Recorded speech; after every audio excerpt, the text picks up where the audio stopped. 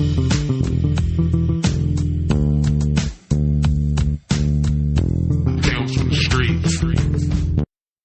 right, today we're going to talk about school security, school resource officers in light of the recent shooting at FSU, but also, can't forget to mention the Parkland shooting at Stoneman Douglas High School, the shooting that occurred in Uvalde, and Sandy Hook, another devastating one, and kind of the one that started the whole, for law enforcement anyway, thought process of active shooting was Columbine. We're not going to get into any of those individual incidents on this episode, but we have some guests lined up that could speak more clearly to those. Some of them were actually involved either as the administration side or response side. But today we're going to attempt to cover what does a school resource officer do? Because BJ actually has experience. He was a school resource officer. And then a different perspective, Mo is actively engaged with her son's school and on the parent side, but also former law enforcement on some things that she's working through the school system and the administration on how to make their school safe. And then I can kind of round it off with when I was in the Secret Service and the Parkland shooting happened, we started, not just myself, but all over the country, we started going through different high schools and school systems, talking about how we secure sites, as a Secret Service agent, and just trying to give some ideas and some progression on how to work through those things. But Mo, BJ, I appreciate you guys being here. Always. BJ, I guess we'll kick it to you first, brother. We'll just kind of go through how long you were a school resource officer, what that looked like, what your day entailed, and then, what you kind of saw. Yeah, man. So, as you know, my journey to school resource was a little bit unexpected. Kind of just got a call out of the blue. It was like, hey, come meet at the colonel's office. I had no idea what the meeting was for, but ultimately it ended up being, hey, what do you think about school resource? And I think it's great. I think it's wonderful, right? Great. You start in a week and a half. Awesome. So I really kind of got thrust into the position, excuse me, without really knowing much about it, not really knowing, that's not really where I thought my career was going to be going. So it wasn't really something that I had thought about outside of just your normal, hey, respond to, an alarm when this, I was working nights at the time. So just outside of responding to an alarm call at school when it's closed, that's pretty much was, the gist of that thought process in my head. But once going over to that section, I actually ended up having elementary schools.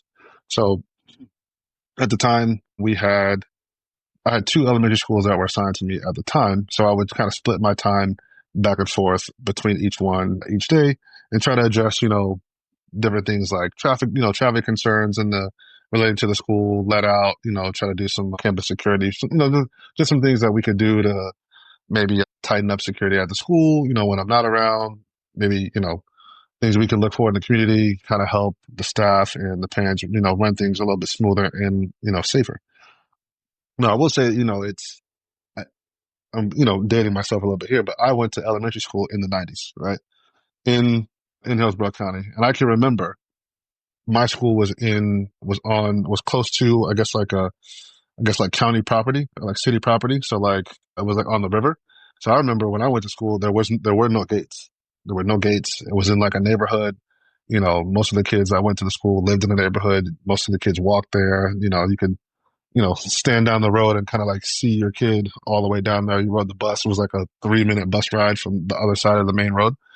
So that was my thought process of what elementary schools were when I first started there, and kind of now seeing the iteration of that, kind of this blank open campus. I mean, anyone could have walked on to the school at any point in time, loose animals, whatever, right? This was just a different time period. To kind of see it now where there's gates on everything, it almost kind of looks like the schools don't necessarily look as inviting because you're trying to keep, obviously, people out. So it does change a little bit. Now, when I went there, obviously we tried to make it a little secure. I remember specifically at one story where I actually just happened to be standing out in like the teacher parking lot in like the street over from the school. And a guy literally just tried to like, commit suicide like a block away from the school.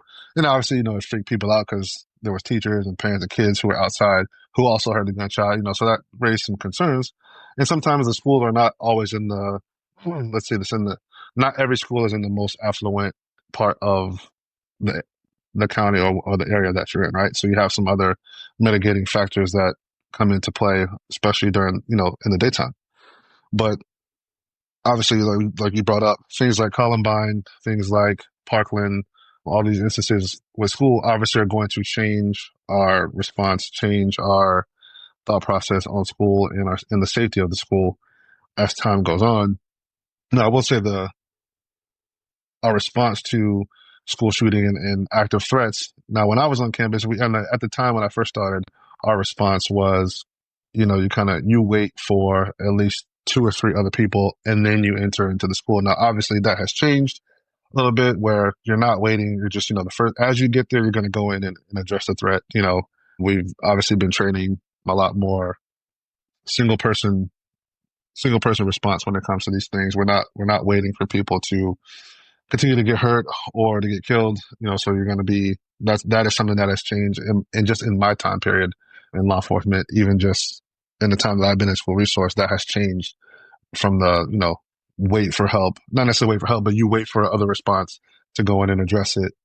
As these things happen. So Yeah, BJ, let me real quick, just because to tie into that, a couple things before I get to the point. But again, I remember going to high school, and I was in a relatively affluent area, not because I was affluent, but it's where I went to high school. And our school was open campus trailers. They called them modules, but it was a fucking trailer.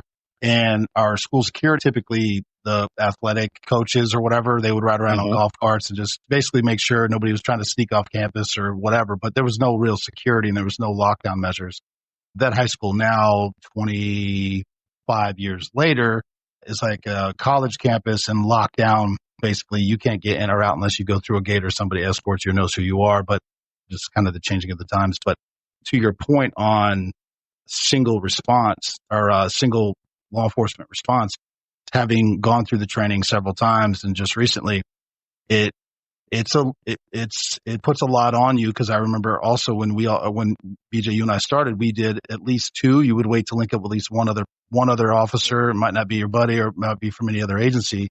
Then you go in. Now they're saying, no, fuck that, just go.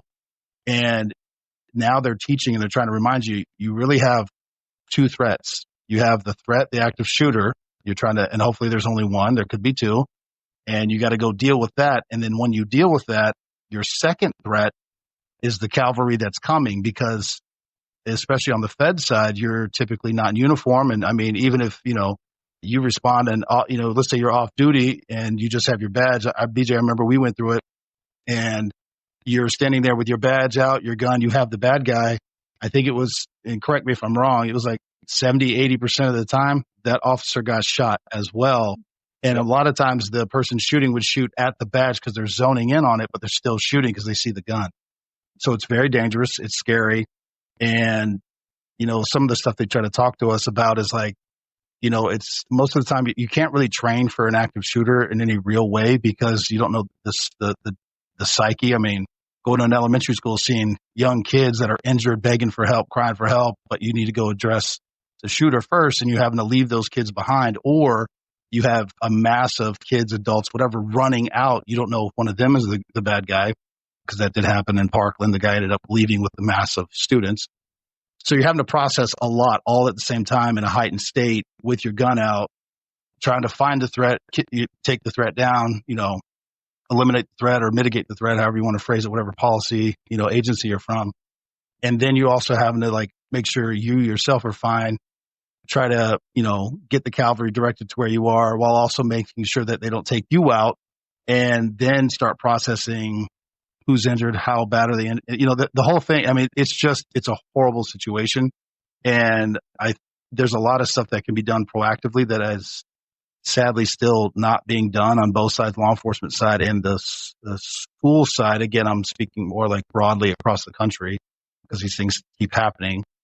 And, I'm just, again, because you were a school resource, so you had this active shooter thing in your head, but you're also dealing mhm, with, child abuse stuff, domestics, unruly kid. Like they kind of look at you and you're by yourself having to deal with really a small town, 3, 4, 500 kids. That's I mean, schools range from 100 kids to 3,000, 4,000. Just depends on where you're at. Yeah, it's a unique situation, and I mean, it kind of ups the ante of the level of responsibility that you have, especially when you have young kids, whether that be elementary all the way to high school, right? So it's one of those things where it's like, hey, I know I'm responsible for these kids. Once you're there for a while, you kind of take them on as like, hey, these are, obviously they're not all your children, but these are my babies as well, right? So you want to keep them safe. You want to keep the people who work there safe. And I remember, they've implemented some things now. I know we talked about this a little bit offline. The camera systems, they have buttons now, like panic buttons, where different buttons do different things. They send alarms. So now we get those buttons, people hits an alarm, like, there's school resource officers for middle schools and high schools, right? That'll address those things. But sometimes it's like, hey, somebody accidentally hit a button and, it alerts the comm center who will then send us, hey, there's an alarm at the high school, reference this, so you'll have multiple people going there for that. But it's one of the things, it's like every school is built different, especially the older ones. So it's a little bit more difficult to kind of get them on par with the newer schools who have some of these things that are already built in with the safety and security in mind. Now, when it comes to, I know this because I worked on it as a project, taking pictures, you know, taking pictures, marking things. I think we have it now to where on our MDT, the schools are on the map, so you can see it. It's bright. You know where it's at. You can pull up the pictures. You can pull up, the site map for the school. And a lot of our trainings, in the summertime when school's out, are at the school to kind of like say, hey, these are things we want to. Obviously, nobody ever wants to happen, but you try to prepare for things as much as you can ahead of time. So never want to go into anything without a plan. But it's something that, unfortunately, law enforcement, you have to kind of plan ahead and think about these kinds of things. Yeah, Mo, I think this would be a good time for you to talk about because you mentioned it on a previous episode, and there was actually a bunch of comments and people reached out to me to be like, "Oh, dude, I didn't even think about getting involved in the way that you had described with your school." But I'll let you speak on that. Yeah, for sure. It, One thing I do want to kind of go back on when you guys are talking about the schools that you grew up in and how you grew up. I'm way, like I said, a bit older than you guys. I was in elementary school in the 80s, and anybody could walk on campus. Anybody could walk into a classroom, because it was a different time, I would think, than what we're dealing with now. So the idea of open campus was very commonplace, and we've evolved. But something I found interesting that BJ said was that they assigned him to split his time between the elementary schools. We have, and this is a question to you, BJ, have we moved to where we're no longer splitting time? All of the elementary schools now have someone assigned to them all day long, correct? Correct. So once Parkland happened, that changed a lot of it. Not necessarily because it was in school, but we obviously it took something for us to relook at the way we were doing things, especially here in Hillsborough County, right? And it was, even though you have school security wasn't always at every school. Mm-hmm. So we essentially looked at it and said, hey, we can't, if you're assigned to a school, you don't get to leave, right? So there's no like, hey, I just arrested somebody, I'm going to take them to the jack and I'll be right back. Or I got to run down to the radio shop to switch out, something, and I'll be right back. That doesn't happen anymore. So someone is there on campus all the time, from the time school opens to the time from the time school ends. And then we just there's so many schools in Hillsborough County, especially elementary schools, and we just couldn't staff all of that all the time. So that has since been school security has taken that over. There is someone on a school campus all the time now in Hillsborough County based off of the things that happen at Parkland. I think it's gone statewide, but I wanted to give clarity because people are probably going, oh my gosh, but that's how much it's evolved to where we had a completely open campus. I remember being a kid and my teacher being like, I will call your mom, and mom being like, I will show up at your classroom like right now. And she could walk on campus and do it. And I was like, never mind, I don't need that. But now, even as a parent, this leads into what I'm saying. As a parent, if I go to my son's school, when he started a few years ago, they didn't have necessarily like the high fences, but when he started, that was one of the questions that I posed. Where's the fencing? And it's so funny, like, you know, you look at it and as a parent, you're like, well, do you want to be shut out because of where we are in life? Yeah. So I asked, like, where are the fences? And they were like, well, they're an older school. So they said, we are on the budget to have it built. And the following year, over the summer, they erected the taller fences. There's a buzz system now to where you have to buzz in. They have to be able to see you on camera. Then they will let you in. And there's another buzz to actually let you into the office. So those were things that we implemented. But I can tell you as a parent, when we first looked at the school, that was a great deal of our questions and concerns. Besides the academic side of it, I wanted to know, what does your school do to keep my son safe? How are you guys going about making sure that somebody doesn't walk on campus? Because like my son's school is really out in the middle of nowhere. It's really in a rural area. And I wanted to know. And they said, well, first of all, they have on their campus, they have an area they've annexed with a home on it, and they have a deputy sheriff that lives there. No, he's not there all the time, but he lives there, and a good bit of the time he is there when the kids are in school and what have. So that was one of the things that I was like, okay.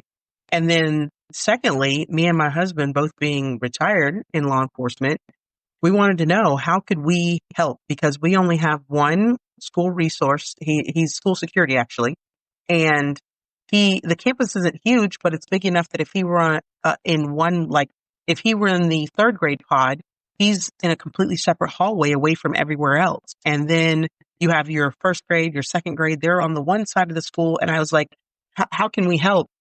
So we sat down with the principal and said, can we create a parents on patrol program where we have parents that have to go through and get vetted? They do all the background checking, and they would come in, they get a radio. We would establish, a quick 30-minute training to let them know, like, these are the do's and don'ts. You can't carry a gun.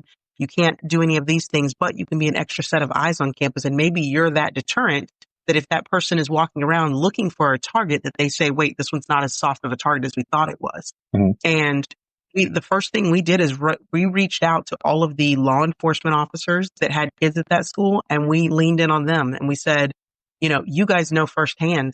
So I would suggest you get on board with doing this. And we had it set up where they don't have to come out any certain amount of hours. They don't have to sign up. If they have an hour, their lunch hour, and they want to come by and patrol the school, come by and patrol the school. And so we tried to make it as easy and flexible as possible. If they want to sign up, we do have a program where they can sign up and say, I'm going to be patrolling on these days and these hours. But if they just want to come by and do, a walkthrough, the office gives them a radio, and they walk around and there's another set of eyes. That's not bad. And now you bring up the front office thing with the buzzer. Now that's something that we had at the schools that I had, and it was fairly new. And it was surprising that I would get some pushback from some parents initially because of how inconvenient it was for them at the time, because they weren't able just to walk on or walk in when they needed to. It was like you had to get buzzed in. And there was a few times I had to kind of like reinforce the rationale behind it to some parents who were like, I need it. I'm like, listen, I hear what you're saying. I was like, but if you were able to just walk up and open the front door and walk in here, that means anybody can just walk up in there. I was like, so we can't. I was like, we can't have that. I was like, I was like, I get it. You're in a rush and you want to get the kid. I understand that. I got it. You're trying to beat the buses, and I get it. I was like, but it's here for a reason. And eventually, they come down. They see the point. But I was a little bit taken aback at some of the pushback initially about that kind of thing. People are only when there's a shooting that occurs right after, then all of a sudden they're like, oh my gosh, I'm so glad you guys have this. But once that dies down, same thing happened at his school. The principal told me they had so many parents complaining to the district about it. And like this year, there was a new law that went into effect that said that any gate that is open that gives parents access to the campus where kids are, for his school, it happens to be where the car loop comes in. So where the cars come in, they go right by classrooms. So when they open that gate, now the law says they have to have somebody manning that gate. Yeah. Well, that means they've got to pull a teacher or someone who is supposed to be in a classroom to go do that. That translates to the gate doesn't get open as early as it used to. Mm-hmm. It used to get opened up very early. Well, now parents are calling the district complaining, oh my gosh, I had to sit outside the gate. Your kid is being protected because you're sitting outside the gate, because once you have access, so does everybody else under the sun. Yeah. Yeah. So I'm not getting into the service stuff, but this was one of the conversations I had, and I still think it's a good idea, but I've never seen it implemented. But hospitals, and I think you and I remember, but hospitals would have like a down room for EMS, firefighters, and law enforcement Now, some hospitals had like snacks and shit like that, but they were trying to promote, hey, come if you need to hang out or use the bathroom or whatever. They had like a little area because they wanted you to come be there to be another presence. And again, I want to get into a little bit more of school based security as opposed to just putting everything, because one deputy or one officer or one security guy may be a deterrent, but it's not the end all be all, right? Because there's a school of any size, small or large. It's still a huge area. There's a lot of doors to cover. There's a lot of people. There's just a lot going on. Imagine having, 400 or 500 people that you're trying to protect and also observe and monitor on top of the surrounding area, all the streets and all that. So it's still a lot, but the more that you could encourage law enforcement, first responder types to be there would be a good idea. But most schools now are kind of designed to one way in, one way out. The buzz system, it's not really practical for somebody, a deputy, because they also don't want to get roped into a call for service. I've heard of a bunch of different types of pushback, but again, you're just trying to build a relationship, law enforcement side, with the local school, the community in that regard. And it was one of those things that I thought was a great idea, and there was so much pushback. I was like, okay, maybe it's not. I take it back. It works at hospitals really well. Right. Right. I don't think it would be a bad idea. I think we just, like, the big thing I think would be the calls for service and the utilization that might happen, because it's like, oh, we have a deputy on campus. So now anytime we have an unruly kid, do we hit that deputy up? And those kind of things that they try to implement using deputies for that would not necessarily be appropriate. Yeah. And that where I think would be a little bit problematic. But I mean, I think it really would be something that as a parent, I would love to see. Well, let me ask you this, BJ. And I don't know this, and it's just something that popped in my head. Was there ever any training with, like deputies in an area to come and maybe after hours or during the summer or something when the school's down to come and like walk through and learn the school, or was that all just kind of put on the resource step officer? No, I mean, initially, like I said, that's something that's evolved, especially in the last year and a half. So now every deputy now has a key, a key to get into the lockbox, a key to get into the external gates of the campus, and and a door wedge that you basically it's on your vehicle inspection sheet now, right? So it's assigned to you. You need to have it, like just the same way you would have a throw rope or a flotation device. You need to have this thing, and it was part of I don't necessarily like an in-service training, but like a yearly thing where every deputy in a district, especially assigned to patrol, needed to come by at least an elementary school, a middle school, or high school, like in that area, and walk through it, take a look at it, see it. Hey, this would be our typical response for something set up like this, because that's going to be the biggest issue, right? Is not I'm familiar with a lot of the schools on the campus. I have a background, obviously, working in there, but I know like some of the schools are built the same, right? So sometimes when they build schools, they have the same layout, right? So, for example, King and Robinson are sister schools. They were built the same way, just in different parts of the county, right? So the setup is going to be the same.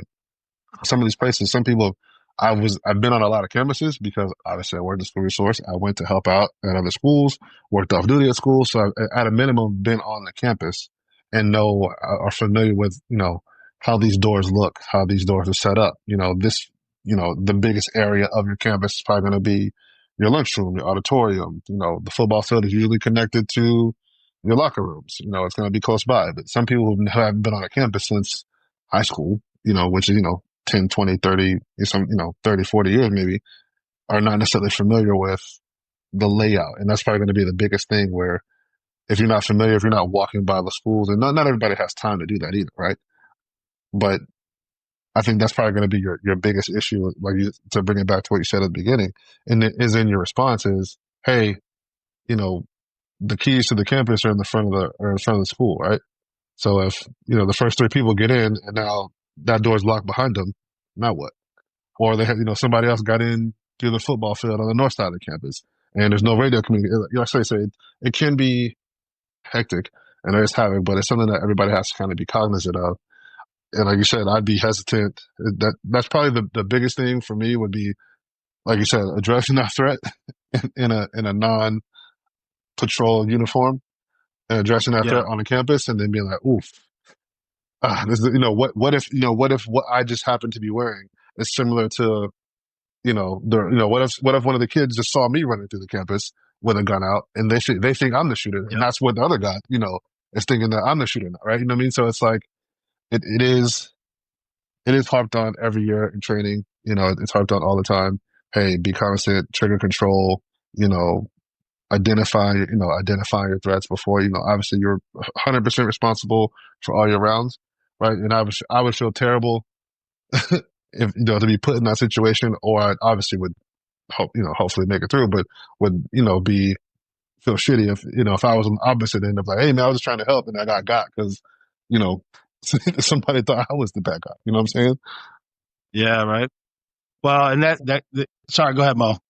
No, I just had a question because, like, when he was talking, it popped in my head, and I'm thinking about the training aspect of it that law enforcement officers are getting, and kind of like how serious is it taken? Because I know, like I told you guys, when I first came at the sheriff's office, we didn't have an active shooter protocol when I started in 2000. There wasn't an active shooter protocol. We only created one probably about 7, 8 years later in a response to a school shooting because it was fresh on the brain, and it was the Columbine shooting. So it was at that point, it literally shook the senses of everybody because it was something that was so unheard of at that time.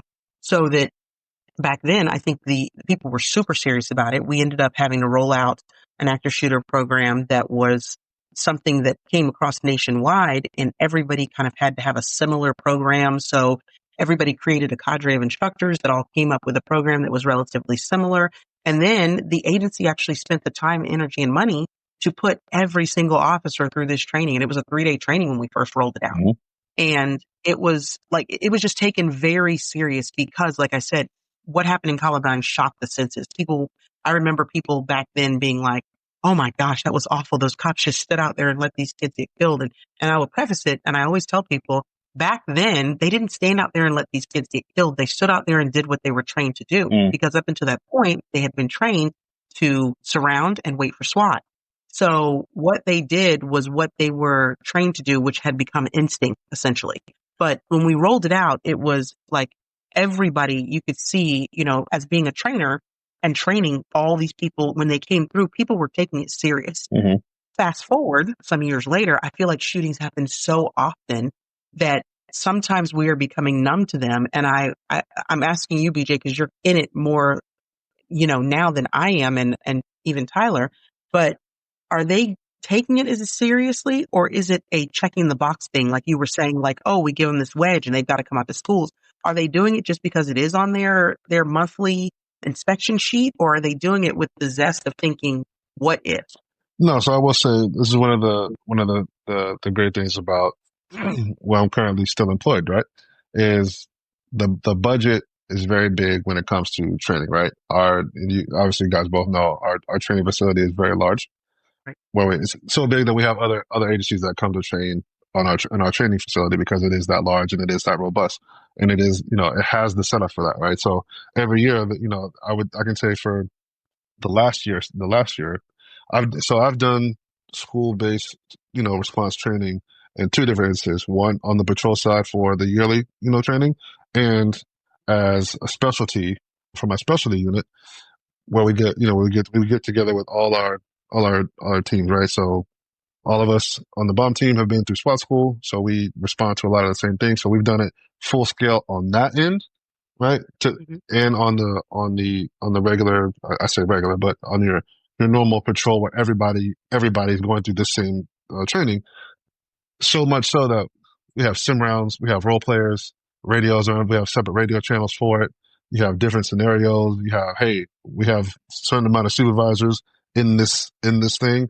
Supervisor will be doing supervisor stuff that they would be doing on the street. Hey, you're in charge of this portion. Hey, you're in charge of this portion. You're in charge of, some person is your scribe. Some person is, we have teams of this, teams of 3, teams of 2, teams of 1. Hey, this is what we're doing. This is the scenario, right? So taking all that into account, it is taken seriously to the point of like, hey, this is what we got. This little bit of thing, what we got, go. This is the expectation. This is how hectic it can get.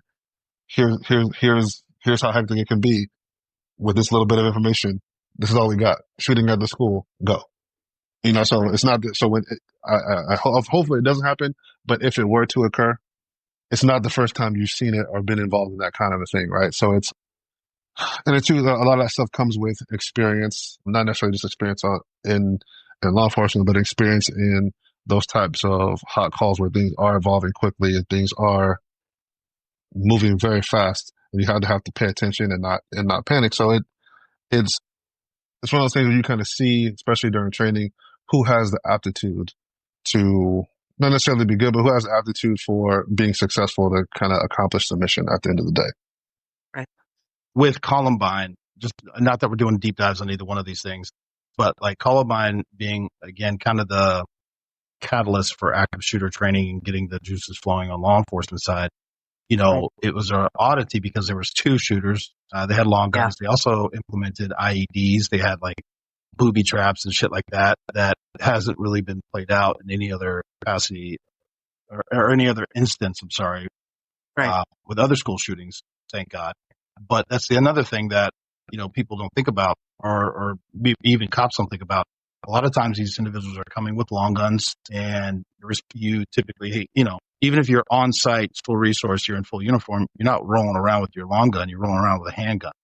So you're bringing a handgun to a long gun fight. So you're already kind of at a disadvantage. So hopefully you know the school better. But one thing that we talked about recently in active shooter training is we kept ending the scenarios like, all right, threat is down, calling for backup, get EMS, you're doing all those things. And I'm like, in my head, and I brought it up and they're like, yeah, I said, do you understand the fucking chaos? Because now you got to get all these people out. You got to, whether it's a school or a mall or whatever, or office building, and you've got the medical, the medical treatment, the public that's going to be coming in, we can keep it back to schools. Because Uval or Uvalde, and I apologize for not saying it correctly, but all the parents were there, and there was parents trying to go into the school to get their kids. Like you're having to control the scene once you're like we typically train to end a threat, and then it kind of ends there. And I'm like, in my brain, like I'm trying to process how big of a scene that's going to be and what a fucking nightmare it's going to be for several hours. Cool. You guys train that scenario, I guess, is where I was leading. Yeah, it's a full scale thing, right? So it's like you said, there's the portion where, hey, the active threat is still active. You have to address that, and then there's the after. Hey, we have some things on the medical side, trauma stuff that needs to be addressed as well. So it's a full scale training. And it's, hey, you not only grab your things that you need to address the threat, but you also grab the things you need to render assistance, when you can, and to take it back to what I was saying before, some of these things that we've been doing, EMS is there too, and they're involved as well. So it's like, hey, you have to, hey, EMS is on scene. We know how it is. They're not going to go in until we know that it's safe to go in. Hey, this is where we are in the school. We're going to have a team escort, and even if things are still active, hey, we got somebody at the front door. We're deep in the school. We can address this now medically. You know what I mean? So it's like, hey, we're going to have somebody escort them to this portion and, take care of this and evac, so all those things are, from my experience, are addressed and part of training. No, I think that my thing is, and I think he addressed it, was the idea that it's not just a box checking training, because I think sometimes in law enforcement with training, having been a trainer that has done advanced and specialized and then in service especially, I feel like in service at times can turn into just like a box checking thing. And I'm happy to hear that based on what he's explaining, it doesn't sound like active shooters treated that way. It's almost like a separate training, which I think it should be, because it's much bigger than, oh, you're going to train for 2 hours and watch a PowerPoint and then have a quick discussion and move on. Yeah. If it's okay with you guys, I'll jump in with some of the stuff that I learned while I was with the Secret Service, because I want to say we trained, but really once you got done with training, you didn't really train again, but we talked through these types of scenarios, because everywhere we ever went or secured was a high value site. So we were always thinking these things through. And then you're not just responsible for the protectee, but you got to think about all the guests and the employees, people working. You got to think about traffic. You got to think about, bathrooms, EMS, people falling out. What if something does happen? Where are we all going to link up? So it makes you plan for it. And I would always say, hey, this is the plan, but if shit goes sideways, it's going to be fucking chaos for a while because nobody really knows how the public's going to react. And you might have 20 agents or if fucking 200 deputies, don't matter. You got, 60,000 public. They're going to do what they kind of want to do and nobody's going to stop them. But bringing it all the way back down to schools, some of the things that, again, we would talk about, and Mo, you mentioned it, was, fences, lighting, the buzzer system, having either bulletproof or hurricane-proof windows on the first floors. I would say any exterior window should be minimum hurricane-proof, but bulletproof would be best. This is all very expensive. And like fire alarms, because that was something that came up in Parkland. And I'm unclear, and I apologize. Again, we're going to do a deep dive later, but I can't remember if the shooter pulled the fire alarm or it went off after the shooting occurred because there was so much dust and debris and stuff kicking up that they activated. But either way, students thought it was a fire alarm, so they all started dumping out. And the shooter was going to, from the third floor of the building he was in, just start, shooting as many students as he could. But luckily, those windows were hurricane proof, so it blocked like 6 or 7 shots, and he realized it wasn't going through, so he dropped his gun and he dipped out. That's when he stopped. They could have been a lot more carnage. And so one of those things that was kind of not what it was meant to do, but it stopped the rounds. So typically the way we would talk is like, if you hear a fire alarm, it's not, unless you see flames, right? You hold what you're doing. You have an administrator, an adult, or whatever it is, teacher, somebody, whoever's building, go look at where that alarm's going on before you start evacuating everybody out to see if it is an actual fire. So you just you pause for a minute before you start mass, movement of people. The other thing was the doors, making sure doors are locked so nobody can get in. You can still get out. Most modern buildings, you can do that. I know a lot of schools started implementing the door stops. Once again, though, you still have to actively shut the door and put that door stop in. So there are some schools that have the ability from like the principal's office or the main administration office, depends on the size of the school. They can basically hit a button, hit a switch, activate something where it just boom, it shuts all the doors and locks them. Once again, people can't get in. You can still get out, but you can't get in. And, these are just some practical things that could help mitigate loss of life. And also, you can also kind of contain the threat if there is one. And, because I hear some of the training going on and they're scaring the shit out of kids and like, use your backpack and you hit them with a ruler. I'm like, what's happening? It's like, we need to be more proactive on these things. Some things that came up while I was traveling in different politicians and stuff, but what they were trying to advocate for, I never saw it on any news outlets. I never saw any policy or bills being thrown out there. A couple parents talked about it at some of the functions I was at, was federal funding for all schools to have cameras that cover all the grounds and that connect to the local law enforcement office, wherever that might be, so that if something were to occur, it's not that they're sitting there monitoring the school all day long, but if something were to occur, they can turn it on or transition to it. And that way they can get a better picture, because you and I, all three of us all know, something happens, you're getting haphazard communication at best. You might get a vague description in this way, so it's very difficult to respond and react. You have no idea what you're looking for most of the time. And this way they could easily turn on, they could start pumping that information out to the officers responding and, guide them where they need to be. I thought that was fucking excellent. But again, that's money, right? Yeah. And you start doing it on a nationwide scale, that's a lot of money. Yeah. It is. But what's funny is like, when something happens, then we go, oh my gosh, what could we have done different? Like, it's going to take money to create that safe environment. That's the reality of it. It just is. And, when you were talking about getting haphazard information, even that, I know another thing that, with my son's school, they implemented was the bulletproof glass. Well, the bulletproof glass also dampers the phone signals to where most of the teachers can't call out. Yep. Well, even that, an incident occurs. I mean, let's just take, I don't know, Virginia Tech is another one, the shooting that happened at Virginia Tech. 20,000 students, I don't really know, but most dispatch centers have, I don't know. Let me not say most because I have no idea. Some have like 2 dispatchers. There's a county I'm aware of that has 1 dispatcher that's been there for 30 years. And then there's like New York has like 1,000 dispatchers per borough or something like that. But it varies. But needless to say, 20,000 people start calling 911. They're not going to get this all overwhelmed. Nope. It's not designed for that, right?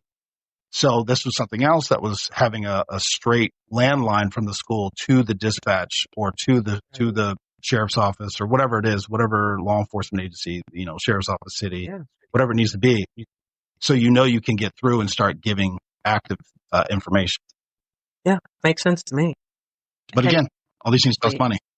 For me, like I have a kid in school now, and it's the scariest thing when I had to take him because we didn't do pre-K, we didn't do daycare, we didn't do any of that stuff. He was home with us until he started kindergarten. And the idea of taking him to a school with everything that I knew, thanks to my career, was the most terrifying thing I had ever experienced. So when you throw out these ideas, I'm like, yeah, I think they're great because as a mom who, I mean, it freaks me out. I'll be honest.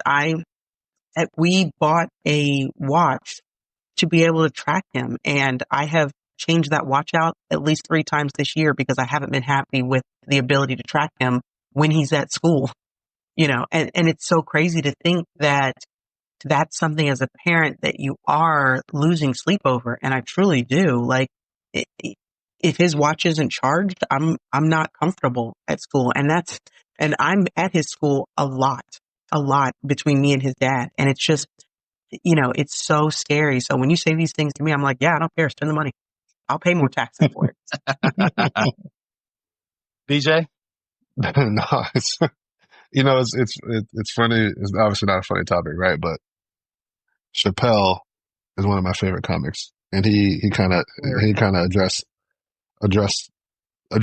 something on the topic on one of his specials, and he was talking about school shooting and stuff like that, and he's like in most cases that we've seen, the shooter is somebody who goes to the school or who is familiar with the school. So all these safety things that they do, fire alarms and fire drills and school shootings, like the bad guy knows what you're doing because he's seen it. And I was like, yeah, most of the time it's not like you're, obviously from what we've seen, it's not some just random person walking onto a campus who's never been there before and just doing what they're doing.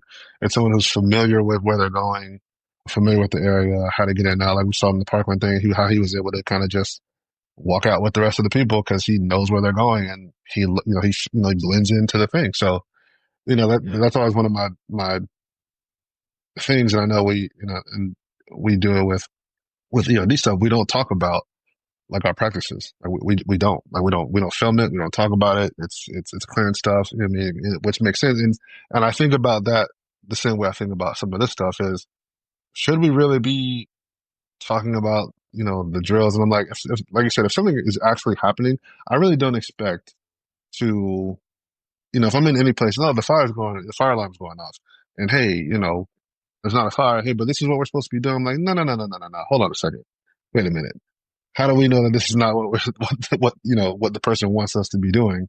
Is because they know you're just trained to kind of just do this and follow along. And I'm like, so obviously having a little bit of different views of the world and things that have happened, I was like, I'm usually a little bit more skeptical of alarms and things like that. It's like, I'm like, well, let's like you said, Tyler, let's hold back for a second and see what's really going on before we just fall in line to, what we're quote unquote supposed to be doing. And it's crazy. You think about that. Go ahead, Mo. Well, we do these drills. These kids are getting these drills from the time they enter elementary school. They're starting to do active shooter drills, and they know when they say like whatever code they use in campus. Those kids know they're like, oh, that's an active shooter drill. Like once they get up to a certain age, and it's like, fast forward 10 years from now, all of this stuff that we're doing in schools, all of these trainings, if we aren't keeping it close to the chest, every kid that's been through a school system is going to know exactly what the response looks like and somewhat how to trick the system. And it's on one hand, you go, gosh, it's so sad that we have to put these kids through these drills starting at kindergarten and moving up. But it's kind of scary to think about the backside of it. Now, I'll tell you, this is kind of going down a rabbit hole a little bit. I started just for kicks and giggles, and in order to not, I won't say kicks and giggles, but to really being integrated in my son's school, I've started substitute teaching at his school. And for the first time last week, I actually had a kindergarten class and we had an active shooter drill come out. And it was probably one of the saddest things I've ever seen because I had one half the class was literally running around in circles because they were full panic. And the other half of the class is full shaking, crying, literally jumped into my lap. And me, I mean, I have a background in law enforcement. I know what I need to do. We need to get to the hard corner. We need to do this. But then mom mode kicked in and I got these 3 babies in my arms and I'm like, okay, everybody take a breath. We need to get to our corner. Get to your corner. And they go to this corner. I go over there with them in an effort to try to comfort them. And when I finally look around, I'm like, we're not in the hard corner. But it was probably one of the saddest things though, because I'm thinking these kids, they were kindergarten. So this was essentially their first, maybe second year if they did pre-K in the school. And they were completely, and I sat down with them afterwards and I said, guys, tell me why were you so upset? And the one little boy said, I thought someone was going to come in and kill us. And I'm like, oh, it was awful. Yeah. I'm not laughing because it's funny. I'm trying not to No. cry. You'll make me cry. Yeah. I know. I hate it, man, because you're just like, I wanted to throw up because I'm just like, these babies, this is the life that they're going to grow up with. Whereas we grew up in open campuses, they're going to grow up in a life that every time they hear certain things, they're going to think people are going to try to kill them. And then, like I said, fast forward 20 years from now, 10 years, not even 20, we're going to have a society full of people who know exactly what this response looks like. Well, and again, I know we try not to get political on the show, and this is not a political statement, but I was talking to my dad about this, saying, how sad and frustrating it is. And, he's a little more hardline on it. And he agree. I mean, it's not that it's not sad. It is. It's fucking crazy that we have to deal with this shit. Full stop. Like, it's fucking crazy. But he also reminded me that his dad, when he was going through, so my grandfather, I don't know why I said it that way, but they were doing, hey, in case of a nuclear attack from Russia, get under your desk. Yeah. And they were basically telling them from elementary school to high school, Russia's going to nuke us and blow us all to shit. Yeah. So again, things to think about. Again, obviously, we look back and go, that's fucking asinine. But for them, they were kids. They were like, oh my God, Russia is going to nuke us. So all I'm trying to say is it's sad that we have to deal with that stuff. But yeah, I hate how political it's made because Democrats, Republicans, independents, whatever, have kids that go to school. Can we just try to figure out a better way to deal with this and process this and make our kids safe? Because it's fucking crazy that it's still going down. Sidebar, I think we grew up in the sweet spot because we didn't have nuclear bombs or active shooters. We were kind of just and we missed the with the time frame when the principal would spank your ass with a paddle. Exactly. That was my dad's generation. They were like, y'all play, hey Playboy, y'all can't be doing that. Yeah. I didn't miss that generation. Yeah, we grew up in You didn't miss that? No, I was there. Oh shit! Hell, Mo, tell me what it was like back in the day. Yeah. Grew up in the stage where if you miss the bus, you better start walking. And I don't have a cell phone, so exactly. It's like, we'll know if you made it if they don't call us. So they don't call. Yeah, you better not get exactly. You'll be all right. Well, you'll be all right. that was the 80s. We were worried about being kidnapped with the guy in the van, so that was our concern. Yeah.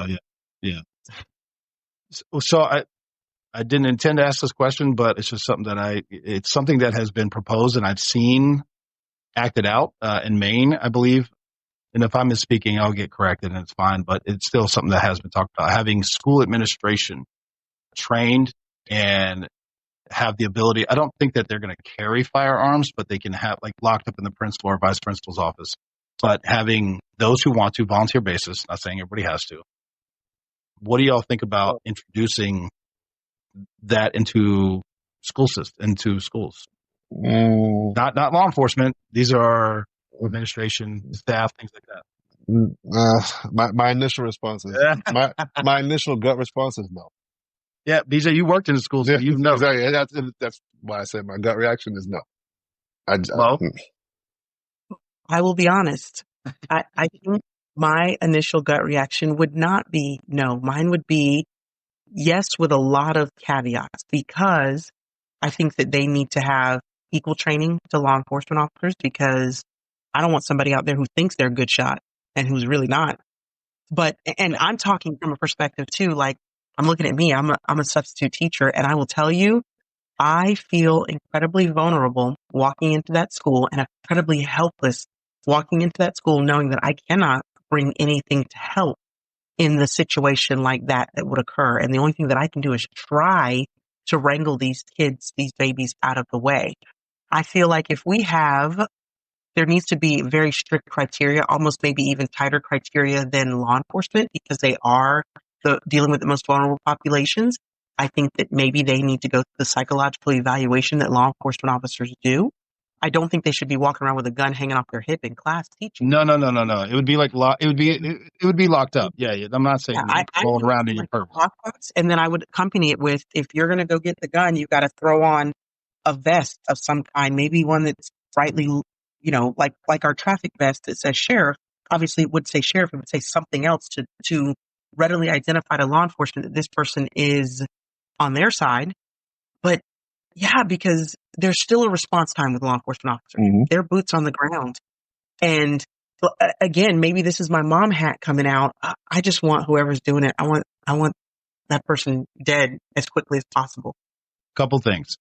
One, there's a lot of pilots now that have volunteered and fly armed. A lot of people don't know that, but some do, some don't. So it's not, across the board.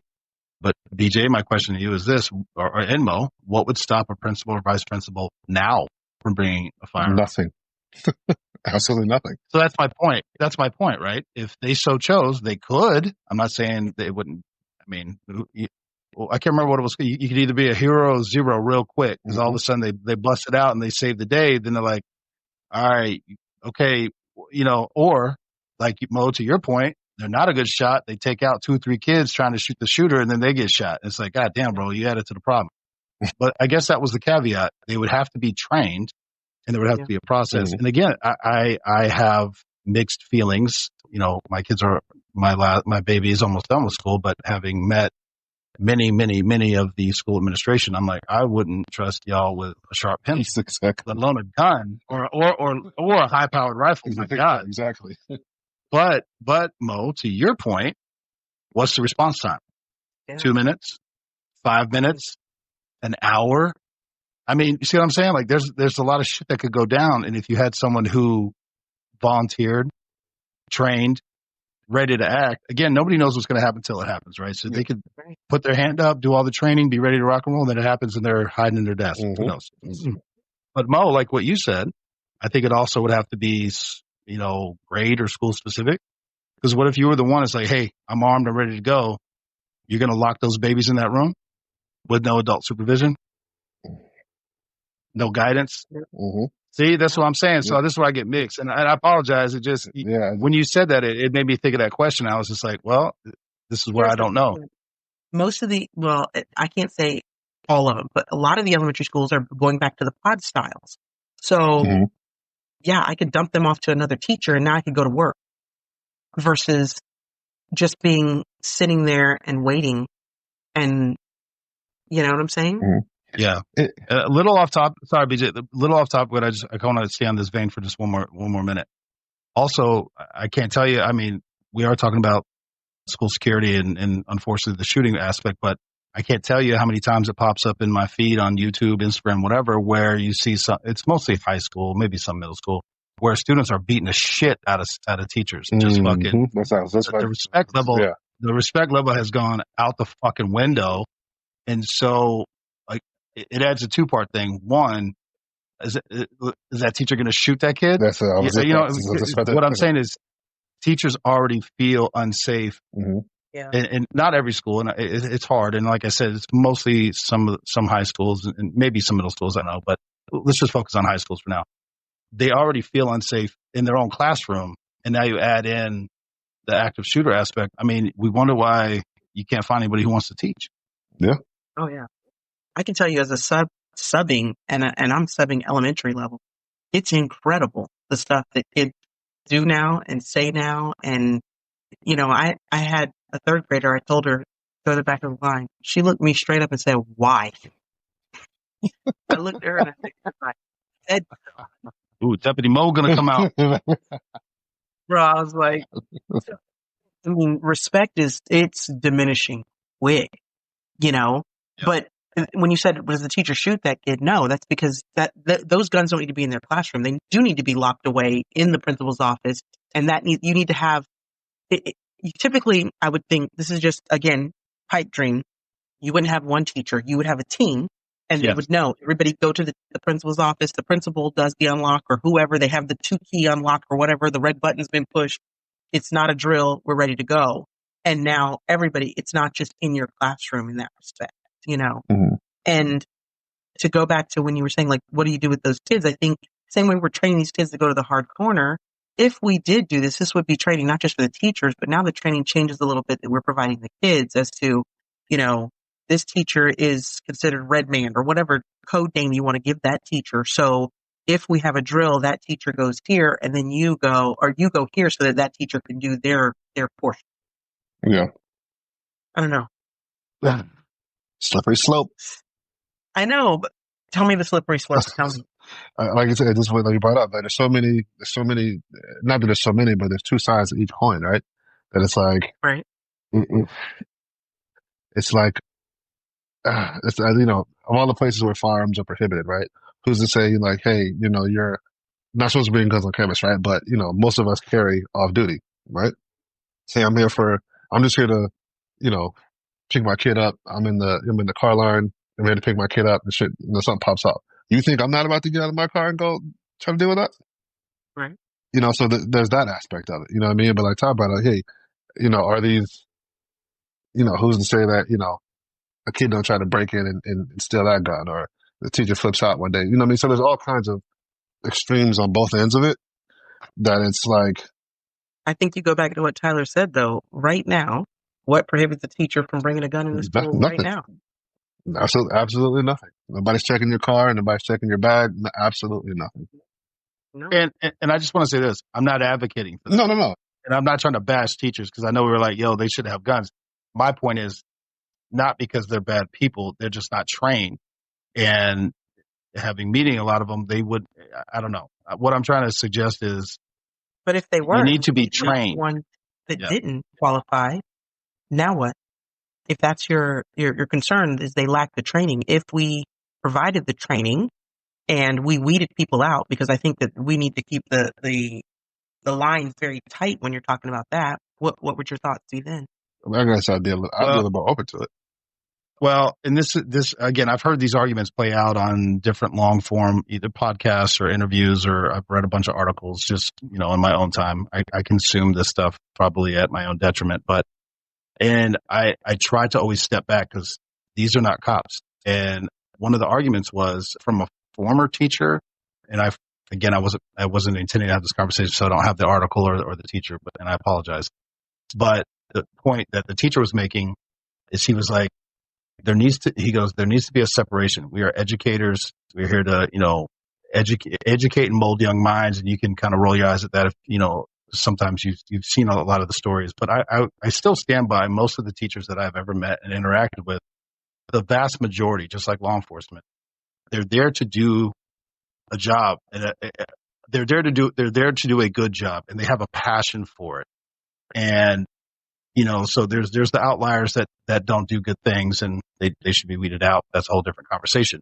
So The point he was trying to make is that's not our role, and that type of person is not the same type of person who would sign up to go carry a gun. There's a reason they're a teacher. They're not soldiers. Mm-hmm. They're not cops. They're teachers. That's not their role. And again, it's not this. They shouldn't be. It's not. They're not less than. Right. Being a teacher is incredibly valuable, incredibly important. I'm one that says they should get paid a lot more. I think it would make it more attractive, and they should be treated much better because they are responsible for educating the next generation, and more specifically, my fucking children. And that's really what I care about. I want them to be the best, and I want them to feel appreciated, validated, and safe. But back to my point, he's like, that's a different personality type.